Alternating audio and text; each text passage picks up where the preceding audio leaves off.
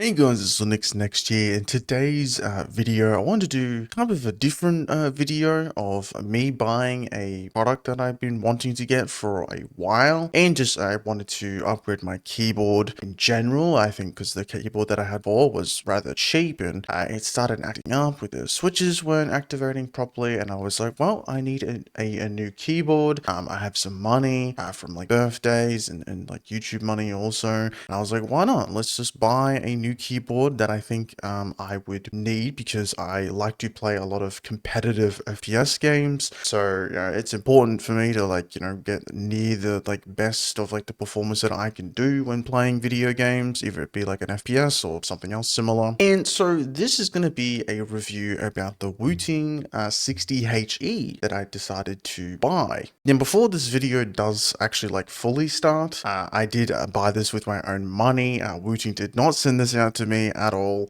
Yeah, I spent it with my own money. So when it comes to my opinions and everything, it is going to be, basically the truth of what I think about the keyboard. And, like I said, Wooting isn't paying me anything. So one of the things about what I do on this channel is I do a lot of Linux related things, either it be Linux gaming or Linux distros or my own opinions. And when it comes to buying products, you want to be usually buying a product that does work with Linux. And one of the problems that I had with looking for a new keyboard that had Hall effect switches was a keyboard that had Hall effect switches and supported Linux natively without any type of reverse engineering involved, without any type of where you got these maintainers that aren't being paid to maintain the software side of things. And the only keyboard that really supported Linux natively and had Hall effect switches was the Wooting keyboard series, which I was looking at the Wooting 60HE because that was looked like an appealing keyboard to me because of its small form factor and such. But just like some of the other keyboards that I looked at, I was looking at the Drunk D keyboard, for example, and I reached out to all of these companies, by the way, and I asked about Linux support, if it worked with the web software or client side, and no, they said that they didn't support Linux at all.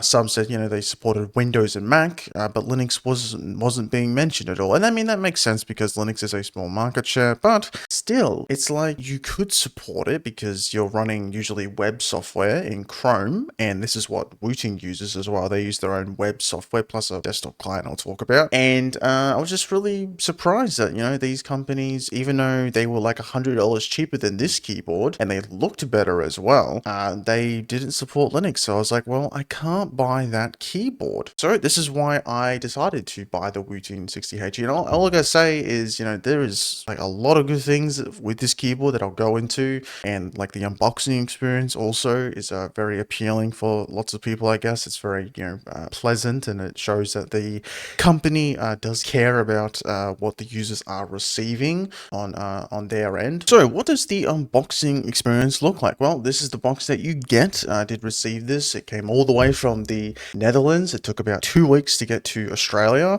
and so far, the unboxing experience is very nice. So if we do open this up, what we have inside is you'll be greeted with a couple things. You'll be of course, the keyboard, and then you'll get a nice little sending card that you can send to someone. But it is a nice picture of if you look at the font here, that actually has all the members in each of the letters. That's pretty neat, and it shows the location where they're from, which was surprising. It was coming from some small town in the Netherlands, which was very surprising, as I guess they don't have many factories. So that's why before with the Wooting keyboard, it took a while to receive the keyboard, but now they are fully in stock with this keyboard specifically right now. But it also does show you the strap that you can use on the keyboard to install if you're wanting to make it look a bit fancier, I guess, which I'll show a picture of what that looks like. It's very fancy, but it is a bit too long for me because it goes over my IEMs and it gets in the way. But if you do like that, it is pretty neat, I would say. So you do also get a very nice Type-C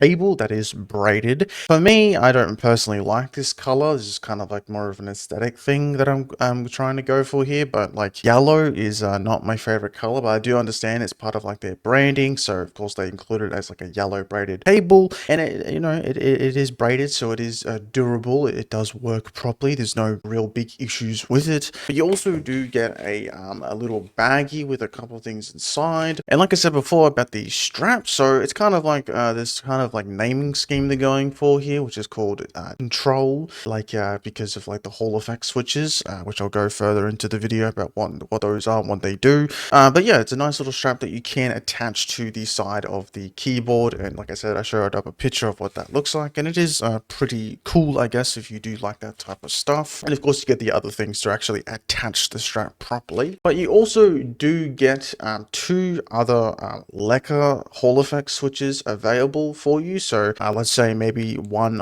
or two Hall effect switches do break, you can easily swap them out if there's not actuating properly, or there's just some type of issue, you can easily swap them out the keyboard. And last thing I guess is you know, like screws and such, which doesn't really matter. You know, you should just assume that you'll get those things you know, in the package, so that you can actually like, you know, change things properly. And that is basically about it with when it comes to the unboxing experience. What you get, which I would say is very nice, that they include like a card with a nice greeting from the Wooting team, which is very nice to see, and like a strap for the keyboard to make it look cool. So yeah, it's I would say a very nice unboxing experience. So you may be thinking like, what is this keyboard made out of? And well, it's actually made out of really good materials, I would say. They've actually gone a bit more than what I would say with other keyboard brands like Razer or Logitech or stuff like that. They've gone more because like they're more into the aesthetic wise of keyboards, and so they include things like foam. Like they've got like 3 layers of foam, which is pretty crazy to think about. That you know, they include foam in a keyboard to make it sound more stockier, I guess, or what people like to say, or like I guess it just sounds more just dampens the sounds, or it sounds more stockier. But it does include double shot PBT keycaps, which is good for me. That means like when it comes to shine through and all that, that won't happen. I'm pretty sure these are cherry MX like style keycaps, so they are very tall, I guess you could say, when it comes to the typing experience. They are pretty big keycaps. But as you can see here, they do have the lacquer switches, which are the Hall effect switches that I'll be talking about soon. And then it also includes a steel CGCC switch plate, which I know some people in the community of like keyboards and stuff, they don't like steel plates because it makes a lot more higher pitch sound, so that ruins like the thocky sound that people are trying to go for.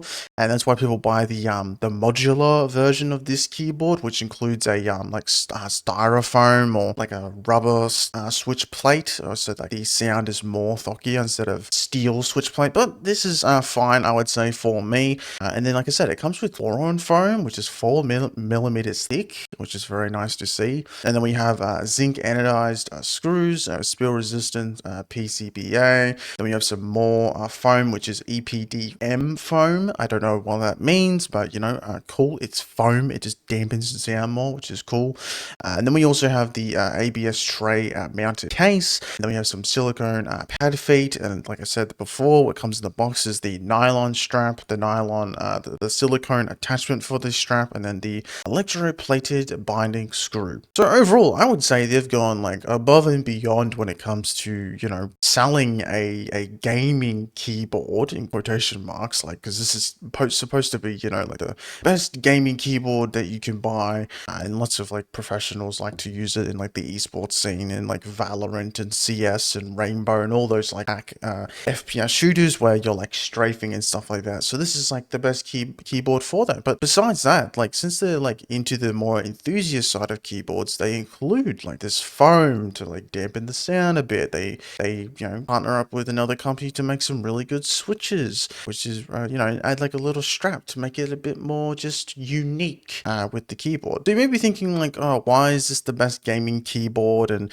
you know, what are these lacquer switches that you're talking about? Well, these are just what we call them is like, I guess you could say, analog switches. So they have a type of way when you know, you normally have a switch where it has like an actuation point, and you press down on the switch, and then it actually actuates, and that means it actually, like, you know, a key press gets activated. But with a Hall effect switch, or a analog switch, that becomes the opposite effect, where you can actually do individual, if you want to, individual switches of where you want the actuation point to happen. So you can do that wherever you want, and I'll show that in the software soon. But let's say it's here, like, you can put it down all the way down to 0.1 millimeter of accuracy, which is just insane when it comes to like analog input as well, which one of the modes is called like a rapid trigger. And this means like you can basically, as soon as you start lifting the switch, it becomes deactivated, and then you can reactivate the switch again without even having to fully unactuate the switch, if you understand what I'm saying, which I'll show soon, like clips of like on particular games of like how that works. And yeah, it's a really cool technology that like a lot of professionals seem to like to use. So you can see here, like I said, the actuation point and then the rapid trigger, and it just it's a really cool technology that I thought I would need when it comes to playing at like a rather high competitive level in FPS games. And well, you may be like, oh well, I don't want to get the 60%, that's not big enough for me. I need like arrow keys, I need FN keys,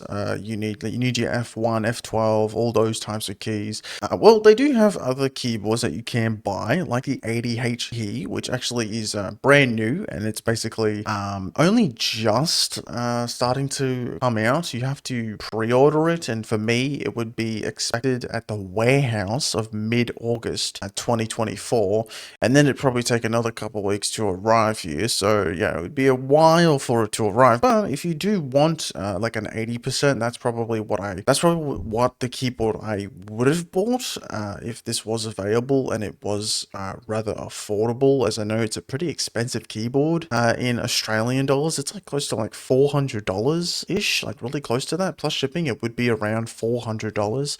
But like I said, like if you don't want a 60% keyboard, you can get the 80%, or you can get the 2HE, which also does have the analog input. So I'm guessing this also has the lacquer switches in the keyboard. So yeah, you could get a full-size keyboard if you wanted to, and get everything that you need, plus like your numpad and all that, and it would be fine. But for me, I decided to go for the 60% because, well, I have a little amount of space also with my huge artisan mouse pad that I have. The 60% is probably the best for me. I probably would have bought the 80%, but I guess I'm just gonna have to deal with without a numpad or arrow keys or all that type of stuff. So when it does come to the software on the Wooting keyboard series, they do have really good keyboard software. One, it is open source, which is really good to see. So you can go and find all of this stuff on GitHub and look through the issues. You can do like, I'm pretty sure you can do pull requests maybe. I opened up a feature request for the software to be available on Flatpak or /FlatHub repo,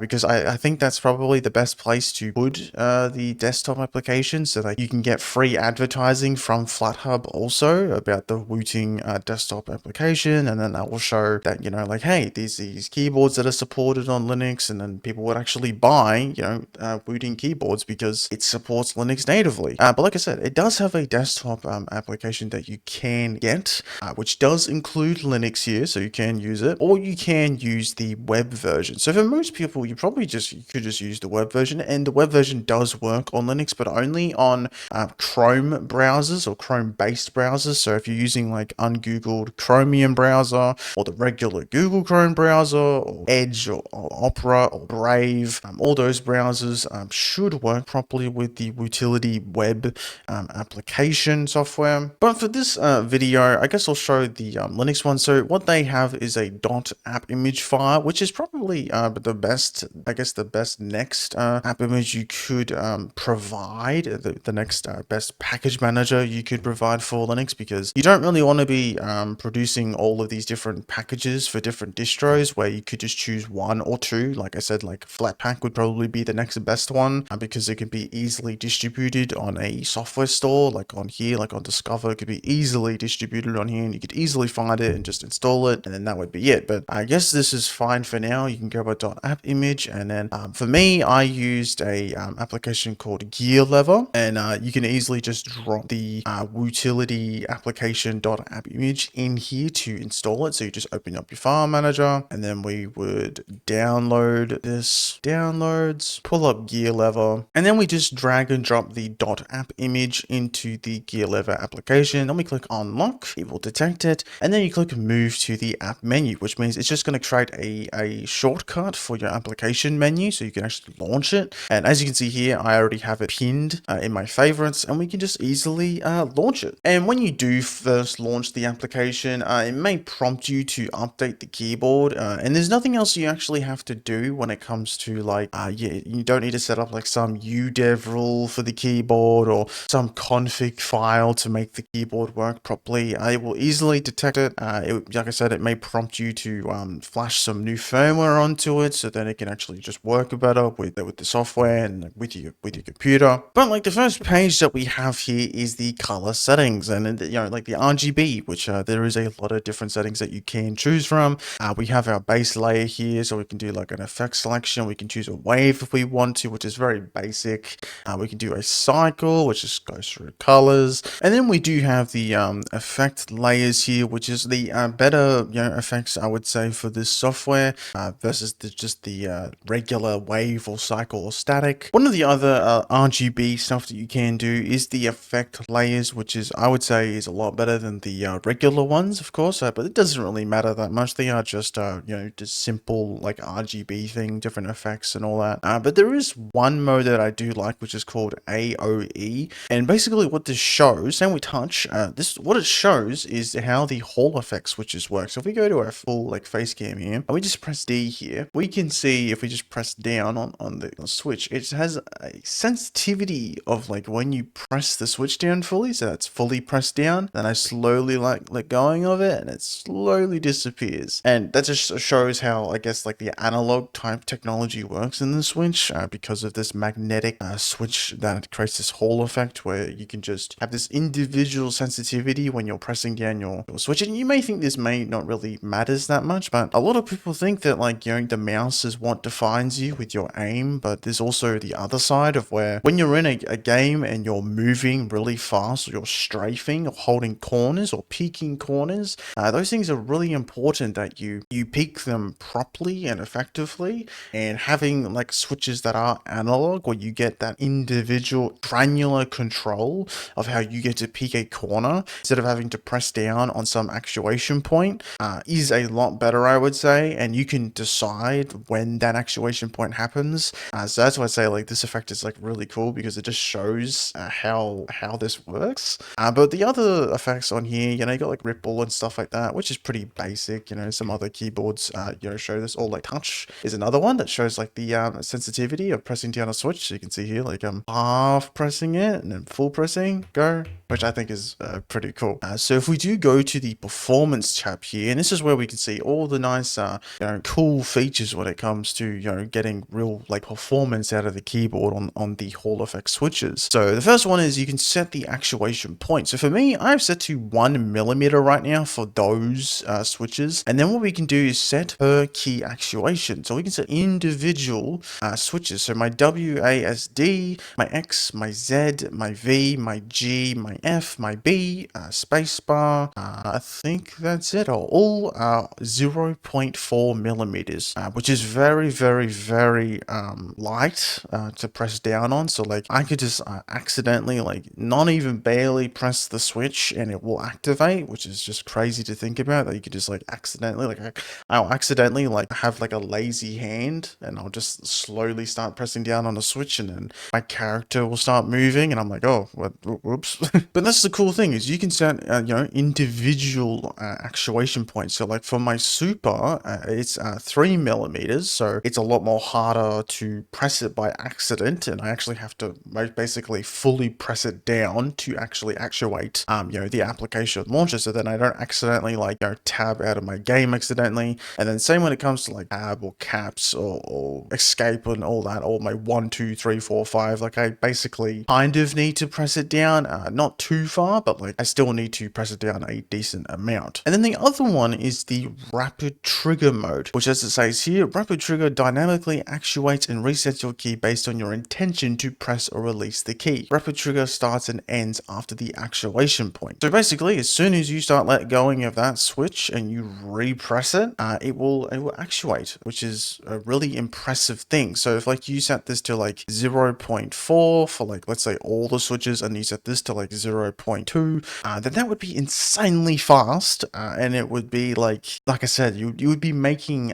accidents, and that's what I've been seeing when I've been playing some games. Is I've been making some accidents when moving around on my character because it's just so easy to press switches now that I make mistakes now when like running around or strafing and stuff like that. I'll make small mistakes with my fingers when I'm pressing down. But this is like a really cool feature. Like Rapid Trigger just like makes it so insane, I would say, when it comes to the competitive aspect of playing games. And then you do have the Tachyon mode, which does optimize the keyboard for input speed. So it tries to speed up the transfer speed on the Type-C cable to at least 1 millisecond, which also does like, it disables your RGB effects, and it also sets the brightness like really low to try and get the fastest result.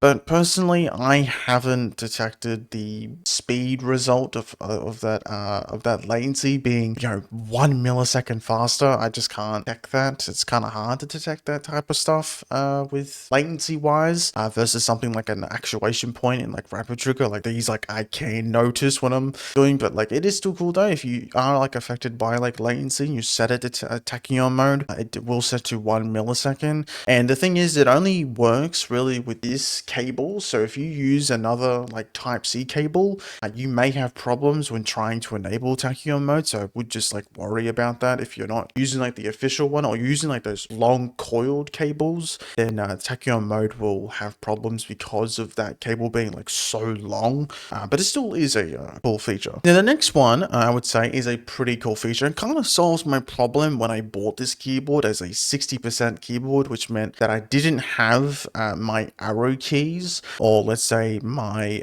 F1 to 12 keys, but with this you can use remapping. So it shows that there is an FN layer 1 and then an FN layer 2. So an FN layer 1, you can see here that I have all my arrow keys here, and all I have to do is press FN and then I can start pressing my arrow keys. But also like things like media play or the brightness, which I'm pretty sure other keyboards do this with like brightness. You can hold down FN1 and then you can like change the brightness. But like, you got your media keys, you got your volume. So if I do this, I can easily change my volume up and down or just mute it straight up, which I think is pretty cool. And of course you can customize this. So you got your remap keys. Changes made here will affect this profile and others that are linked. To remap any key, simply drag and drop keys from the right on your keyboard or pick a preset below. So yeah, as you can see here, like we've got all these type of different keys that we can add. So if you want, you can add this, plop it in there, and then boom, you got your numpad 4, which would be right here. Or you can just do whatever you want really, and you can just place it back if you don't want it. And that's really cool, I would say, when it comes to like doing remaps and all that stuff.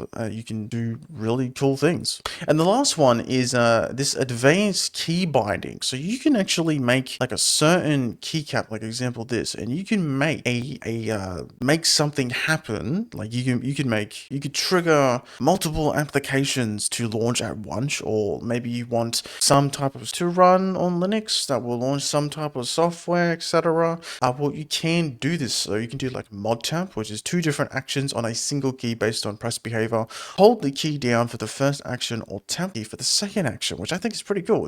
Or you can do 4 different actions on a single key based on key position. Activate 1 up to 4 bindings on 4 different parts of the key press. Now for me, this sounds a bit confusing that you can do like all this type of stuff. I'm not really into like this type of advanced, like it launches like multiple things at once. But if you are into this, you can like easily do it. You can just add different, like before with like the remapping, you could do that. So like you could do hold, I could do, I don't know, it does P, and then tap could be launches my arrow key, I guess, if you wanted to do that. And yeah, like that's really cool, I would say. So when it comes to the software side of things, I would say this is really good because it's natively supported on Linux, and that means that the developers will be maintaining this software on Linux through the .app image, and hopefully they add it to Flatpak, which they did see my issue for the FlatHub feature request, and they do have it as like a future thing to do, so hopefully they do that. But the last thing that I forgot to mention was the keyboard profile. So you can go to different profiles if you don't want to have one profile for like everything. You can go like, oh, I want to use the rapid profile, or I want to use the racing profile, which I think is really cool that you can do this, where if you were in a racing game and you want like you know, real individual accurate readings when driving some car, like a racing car or like a rally car or something like that, you can do that with this type of profile easily. So when it comes to, you know, using this, it is really freaking good, honestly. You know, using the software on Linux works great. It saves properly, it updates the firmware properly. I can customize it, remap it, do whatever the hell I want with it. And when it comes to playing video games on Linux with this keyboard, all the things work properly because it's nothing tied really to the hardware, like the software side. It's more the hardware on the keyboard that matters, that actually makes the magic happen when it comes to the Hall effect switches. And that's what I'm talking about with the Hall effect switches. So I'll show up some clips of different games like XDefiant, Overwatch, CS2 as well, just to show like the movement and how like annular you get when it comes to, you know, accuracy when strafing or any of that stuff. And it's really good using this keyboard with these types of games. You can really just like perform better, and you can be a lot more accurate, like especially in CS and Overwatch, where you're doing a lot of tap strafing, or just like Overwatch. I know when you want to aim with like someone like Soldier, for example, you're doing a lot of you know, A and D strafing to try and like get your accuracy really high with the Soldier's assault rifle and try and get kills easily and long range targets. So you do these like AD strafing to get that, and this keyboard excels in that, I would say. And then same with like CS, for example, where you're peeking corners quickly, or you're just making those like decisions, I guess you could say, at like near end round, where you need that accuracy with this keyboard. And it just, you know, this keyboard really shows that it's a great keyboard that you can use for gaming on Linux, I would say, or any operating system for that matter. So that's the conclusion of this keyboard. So if you do like, you know, a gaming stuff, and you are like, let's say, pretty competitive in the gaming space, either it be that you play, for example, OSU, or you play FPS shooters where it's like really heavy on like strafing and all that, then this keyboard is, I would say, is amazing for those people. And especially if you use Linux and you want software that is natively supported, I think this is a great keyboard to choose. There might be some other keyboards that might release that might have these similar features when it comes to Hall effect switches, but right now, like, this is the only keyboard that natively supports Linux and has these types of features for you. And it just, I would say, it's just the best gaming keyboard on Linux right now.